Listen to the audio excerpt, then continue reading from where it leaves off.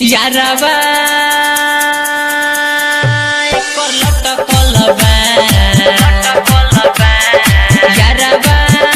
एकर लटकल बा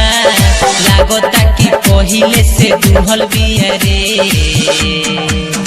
इ त चमड़ा के छुअल बिया रे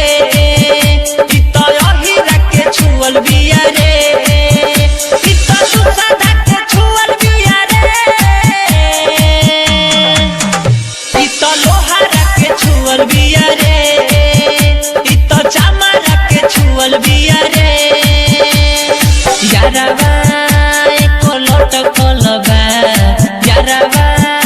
एको लटकल बा लागता कि पहिले से दुहल बिया रे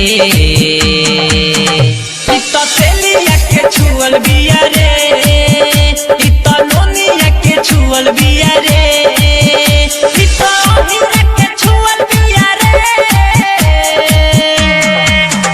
इ त हजामा के छुअल बिया रे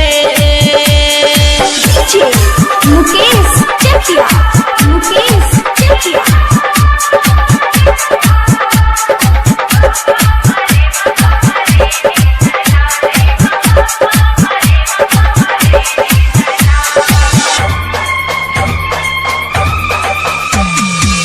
कमर कमानी बाए कौन बियाई माल बड़ी बेटन भइल बा सभे दीवाना घूमे जाले रोज थिएटर बाबू साहिब के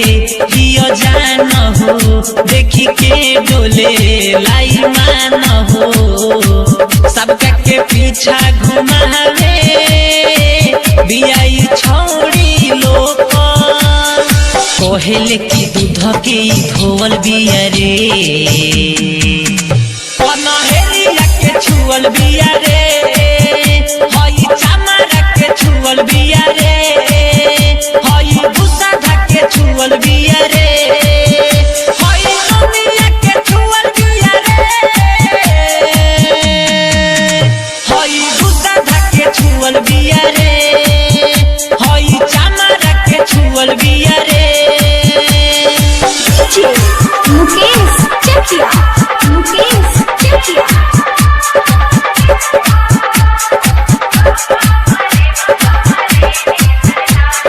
मिक्स बाय कनेहा रिकॉर्डिंग स्टूडियो जामो चांदनी टोला गोलू श्रीवास्तव कहेले बाबे ना मालई ताजा रितेश बलमुआ सुदर्शन ले ले बाड़े हो माजा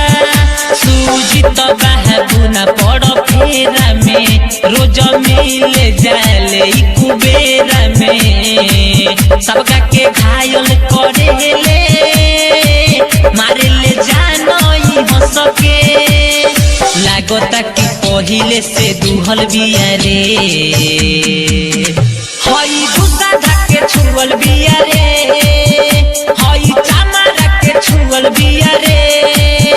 हई नोनिया के छुअल बिया रे हई अहिरा के छुअल बिया रे पनहेलिया के छुअल बिया रे हई तेलिया के छुअल बिया रे लागता कि सर्वजन के ही